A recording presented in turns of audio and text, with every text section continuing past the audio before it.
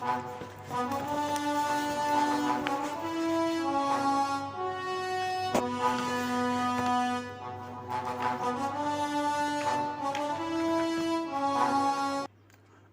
నమస్కారం. Jamie Prem's YouTube ఛానల్కి స్వాగతం. అలనాటి ఆణిముత్యాల శీర్షికలో ఈరోజు మనకు లభించిన ఆణిముత్యం 1962లో వచ్చినటువంటి మల్టీ స్టారర్ మూవీ గుండమ్మ కథ. అందులో కనులు తెరిచిన నీవాయే, కనులు మూసిన నీవాయే అనే పాట గురించి తెలియజేయడానికి ప్రయత్నిస్తాను. కొంతమంది మిత్రులు పాటను కూడా ప్లే చేయమని అడుగుతున్నారు. నిర్మాత దర్శకుల పేర్లు తెలియజేయడం లేదు అంటున్నారు. మీ విమర్శలు శిరోధార్యమే, కానీ దానివల్ల కొన్ని సమస్యలు ఉన్నాయి. నాకు ప్లే చేయలేను. మీరు విమర్శలు చేయకపోతే నాలో లోపాలను తెలియవు కదా. అంచేత మీరు ఎప్పుడు నాకు సద్విమర్శలు చేసి చెప్పండి, స్వీకరించి సరిదిద్ది ఉంటాను. ఈ సినిమా పాట గురించి, ముఖ్యంగా సంగీత దర్శకుల గురించి, అంటే రచయిత గురించే ప్రధానంగా ఈ వీడియో ఉద్దేశించబడింది. మొత్తం రివ్యూ చేస్తే బోరు కొట్టే ప్రమాదం ఉంది. దయచేసి అర్థం చేసుకోండి. ఈ గుండమ్మ కథ అనే సినిమా ఆనాటి రోజుల్లో చాలా ప్రసిద్ధి చెందింది, చాలా అద్భుతమైనటువంటి విజయాలు సాధించింది. అయితే దీనికి ఎంతో బ్యాక్గ్రౌండ్ ఉంది సినిమా గురించి, కానీ అవన్నీ చెప్పాలంటే మరి బోరు కొడుతుందని ముందే చెప్పాను కదా. ఇక ఈ పాటకు స్క్రీన్ మీద అభినయించిన వారు నట సామ్రాట్ డాక్టర్ అక్కినేని నాగేశ్వరరావు గారు నటించారు. మరి ఆ పాటలో ఆయన చాలా అద్భుతంగా నటించారు.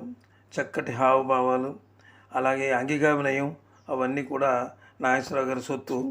అలాగే అందాల తార జమున అద్వితీయంగా నటించింది ఆవిడే. ఈ జంటకు ఆ రోజుల్లో ఎంతో క్రేజ్ ఉండేదన్నమాట.